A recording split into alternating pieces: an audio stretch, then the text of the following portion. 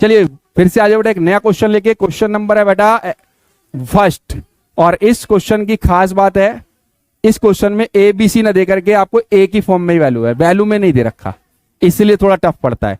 चलिए, a traffic signal board indicating school ahead is equilateral triangle. पहले तो बता दिया इसने इक्विलेटरल ट्रायंगल है बेटा, जिसकी तीनों साइड क्या होती हैं, इक्वल, विद द साइड ए, और साफ कह दिया साइड उसने सबकी ए दे रखी है, वैल्यू नहीं है ए में। Find the area of signal board using Heron's formula.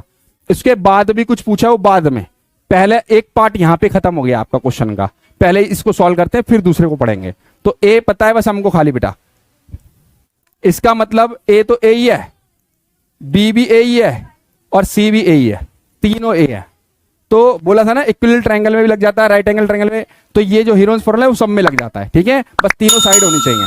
सबसे पहले A equal to A, B equal to A, C equal to A, सबसे पहले क्या निकलता है एस, क्या होता है बेटा ए प्लस बी प्लस सी अपॉन 2, तीनों ही ए है, ए प्लस ए बटे 2, कितना आएगा बेटा 3a बटे 2, क्योंकि 1a प्लस करेंगे कितने a 3a, तो 3a/2 आ गया। क्लियर है इतनी बात।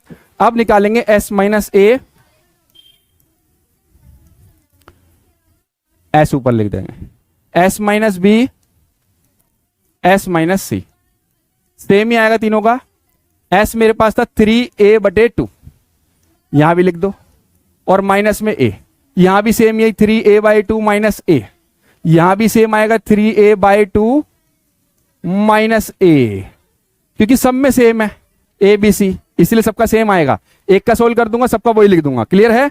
तो चलो इसका लेना पड़ेगा एलसीएम। क्या लेना पड़ेगा, एलसीएम कैसे लेते हैं, इसको इससे मल्टीप्लाई कर दो, कितना आया, इसको इससे मल्टीप्लाई कर दो, कितना आया 3a, इसको इससे मल्टीप्लाई कर दो, कितना आया, तो 3a में से 2a गया तो कितना आया a या 1a, 1 लिखने की जरूरत नहीं होती है, अपॉन में, तो इसका मतलब a/2 हो गया।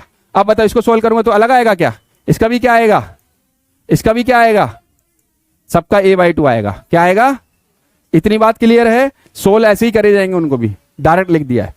मेरे को s भी मिल गया, s minus A, s minus B, s minus सी।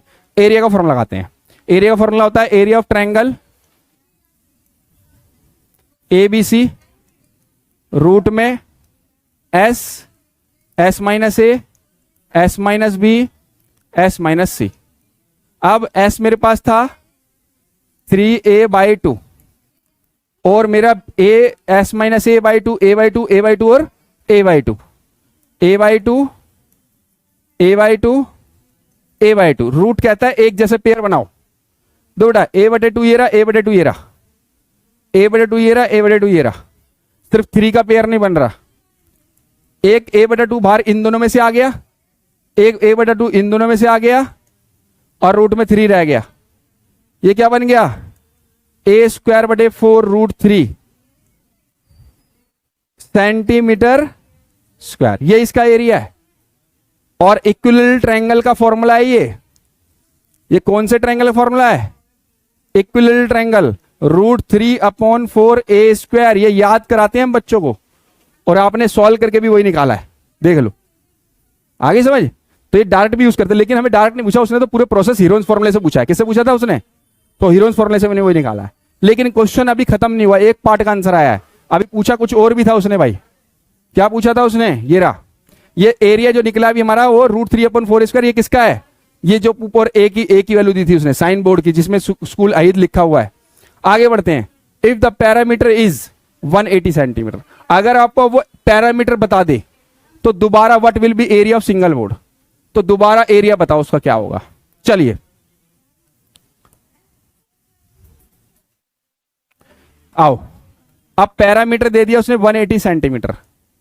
अच्छा, पैरामीटर होता है a प्लस बी प्लस सी। अच्छा, a मेरा a ही था, b भी मेरा a ही था, c भी मेरा a ही था, 180।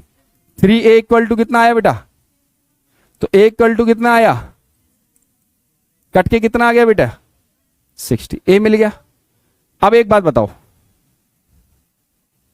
अगर मैं सारे में a की जगह 60 रखूंगा तो मैं लास्ट में नहीं रख सकता सीधा आंसर में।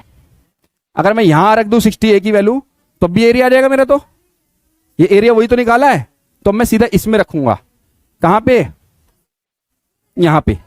क्या आएगा एरिया? एरिया ट्रायंगल ABC √3/4 ए स्क्वायर में, इसकी जगह ए की जगह रख दूंगा।